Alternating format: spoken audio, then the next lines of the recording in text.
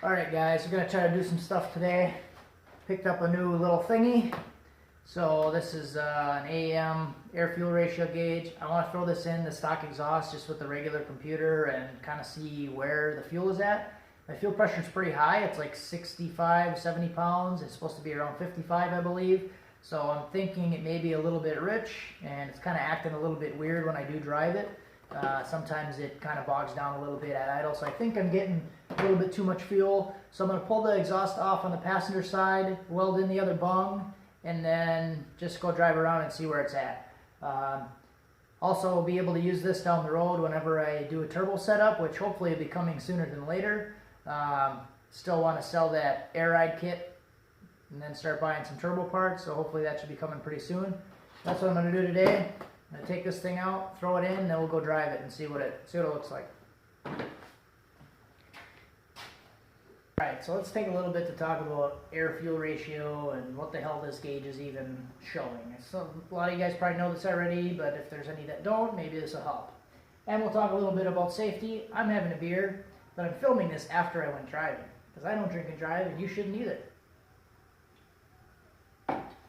Okay, so the gauge is showing your air-fuel ratio, which is how many parts of air you have versus how many parts of fuel. The gauge is showing how many parts air you have. So the lower the number means you have less air, more fuel, which would be a rich mixture. The higher number, you have more air, less fuel, which would be a lean mixture. So if you go too far either way, you could cause some type of malfunction or engine damage. Too rich, meaning a lower number on the gauge, you could have wash down the cylinders, or you could have spark plug fouling. Washing down the cylinders, you're not going to have any lubrication and stuff like that. Go too far lean, you could cause a situation where you're getting the cylinders too hot, you're having detonation, or your fuel is burning too early. That's just a brief explanation of air-fuel ratio and what the gauge means. So hopefully if you didn't understand it before, now you understand it a little bit more for the video and while we're driving. So first things first, I'm just going to start going through and pull off all the spark plug wires.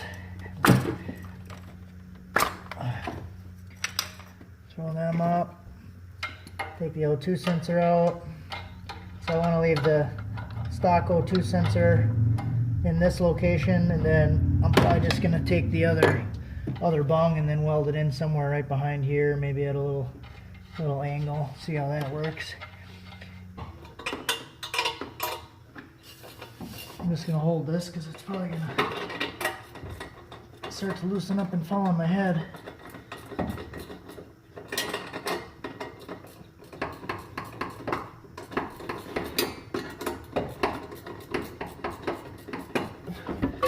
Alright, there we go. That wasn't so bad. Alright, now that that's all done, just gonna take, this is a 13 millimeter for the exhaust. Start loosening these up.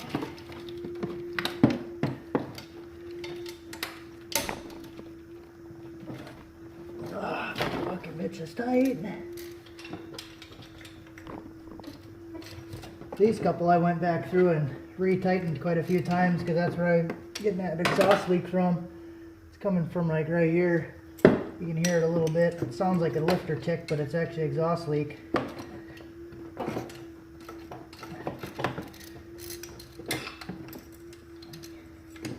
Yeah, those bitches crank pretty tight. Couldn't get it to go away though. That kind of sucks. So I don't know what's up with that. I don't know if like the manifold is bent weird or what's going on with it. Couldn't actually get it to go away. Not really too concerned about it though, now that I know it's just a little bit of a leak. You can always fix it later or do something different with it. I'll try to get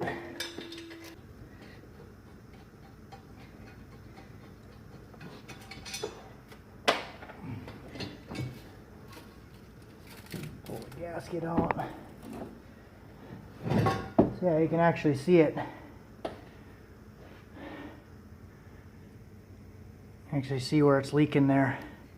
just blowing right by. I don't know why on that spot it's freaking leaking, but it's definitely leaking by there. But that's what my noise is from. So yeah, I'll have to look at that manifold. Maybe the manifold's dirty, or yeah, it is kind of built up in that spot. Maybe we can look at that later. So this bitch comes right out. So yeah, you can see it perfect right here. This is exactly where I was getting that leaking through. I don't know if this is salt gasket material or what. So I'll probably try to take some of that off and, I don't know, sand that down or something. Get that leak to stop. Alright, I'm going to take you guys along for as much of this ride as I can. The hole for the bung, it's a little bit bigger than a 7/8, and this goes up to 7/8 as though I did the last one. It's the biggest size that I have, so it takes a little bit of tweaking, but we'll make it work.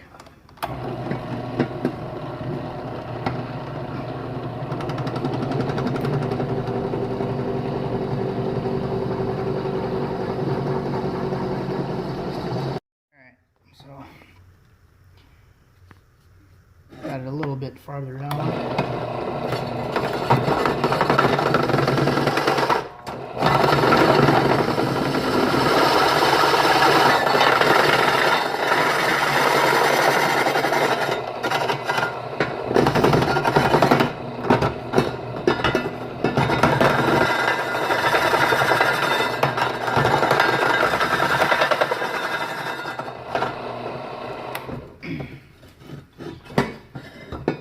Just kind of put it at an angle like that, and then eventually it'll fit. Oh, it fits pretty decent. That should be okay. Whoop, I might be out of gas. That's gonna suck.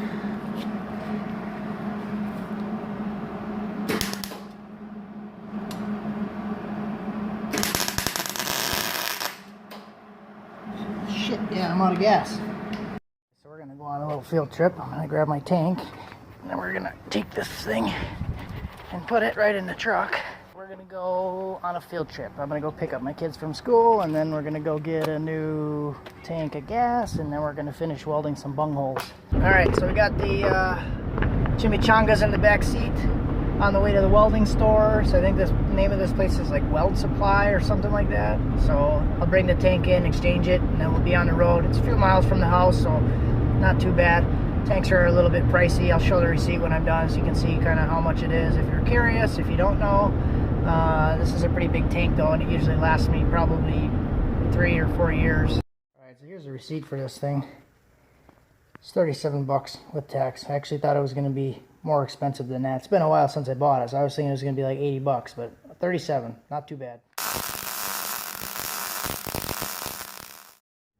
Alright, so I just took this manifold now outside, and then I just took it, basically rubbed it on the ground like this, as flat as I could, on the rough concrete in the driveway. And was able to get it down to where it's pretty much flat across. Like this whole spot was raised up, and now you can see it's actually should be sealing. So we'll see what that does. At least it's kind of flat now. You can tell quite a difference.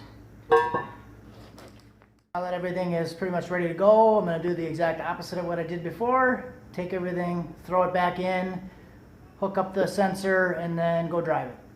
Just to go over the basic parts, what's in the box. You got your gauge. This also comes with a white face inside. You got a cable that's for the power, and a cable that's for the O2 sensor, and then the actual O2 sensor itself. So grab the sensor that comes in the box, take the cap off. It does come with anti-seize on the threads. Stab this junk in here. Give it a little torque with a wrench, and then just going to throw this right inside this hole over here to go into the cab, because that's how gangster I am. a little bit. Take this one out. Then I'll tighten this guy.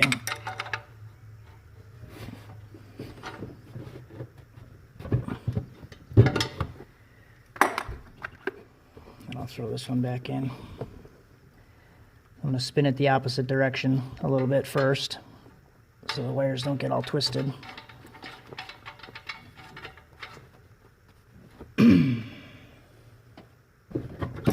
There, now she's tight. So both the sensors are in. Cable is run inside. I'm going to have to run this one to a battery source, and I'll probably just stretch it right over to the battery. Here's what I got. It's coming through. I just got the wiring kind of hanging over here, extended the wires out, hooked it up to the battery, and then I just used to put a little switch on here. This switch is actually from a ceiling fan, but it works. Got the gauge sitting on the box on the seat. You can see when I flip the switch, it turns on, flip the switch, turns off. Alright, so we'll give this thing a whirl.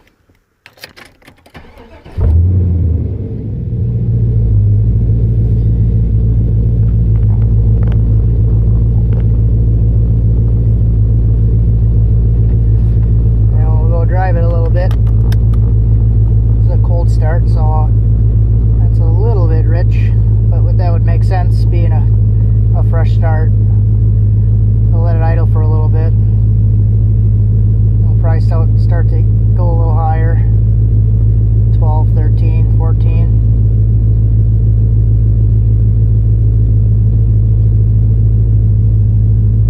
There we go. We'll see what it does in like a 0 to 60.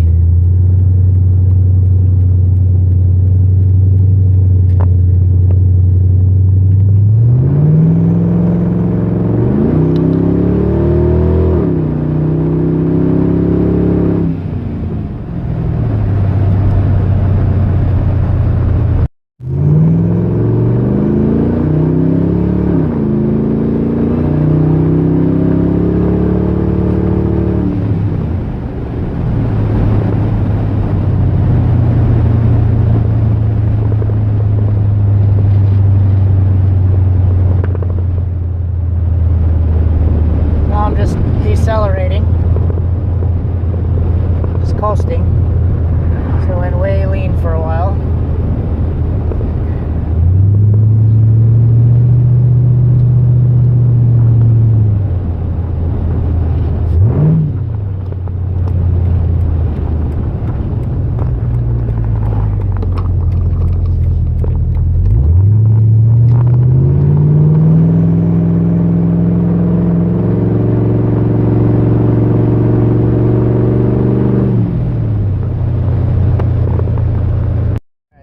Just driving. I'm going to try to hold it around 25 to 30 miles an hour.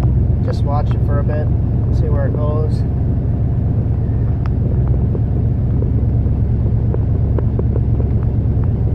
It's staying pretty tight, like within the 13.5, 14.5 range.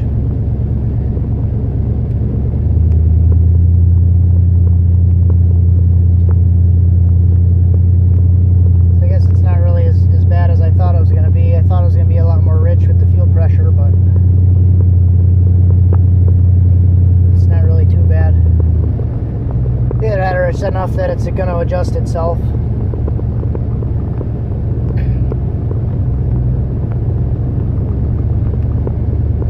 Yeah, not too bad. Alright, so I took this O2 sensor out on the bottom. That was for the wideband. So I just got this oil drain plug. It's a M18 by 1.5. I'm just going to take this and put it in here, cap this thing off. So I'll be able to use that later if I need to.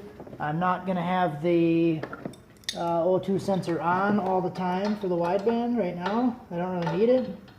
And from what I've read, you can actually damage them or shorten the lifespan if you're not running them and they're in the exhaust stream, because the O2 sensor is actually heated there's two wires or two heating elements that are actually heating up the O2 sensor. So if you're not heating it up, but it's in the exhaust flow, apparently you can damage the sensor or shorten the lifespan. So I'm just going to take it out for now. I don't need it there. And then I'll run it like this with the plug. So that's about it. Got everything done. The whole video I shot this thing over, it was like 3 hours, I think. So kind of got a lot done. Got everything installed, and then everything ripped back out. So I got what I needed. I just kind of wanted to see how the high fuel pressure was affecting the air-fuel ratio, if it was doing anything weird. Sometimes it does get a little bit rough when it's idling, but it could see it on the wideband. It would get like either like really rich, and then it would correct itself, and it would like get really rich and start to stumble a little bit. So I think that's what some of my idling issues are. So some of that may be due to this. I have the fan right in front of the MAF, so that could be throwing the idle off. It seems like it drives fine and everything. I don't really drive the truck a whole lot, so I'm not really too worried about it. I'm really gonna start thinking about turbo stuff now. So I'll start planning for that, try to sell some shit, and buy some shit. Sell some shit, buy some shit. That's how it works. As always, thanks for watching. Leave a comment, let me know what you think. If you're new, subscribe. If not, share the video. If you do share the video, leave a comment, let me know, and then I can thank you personally. Have a good one.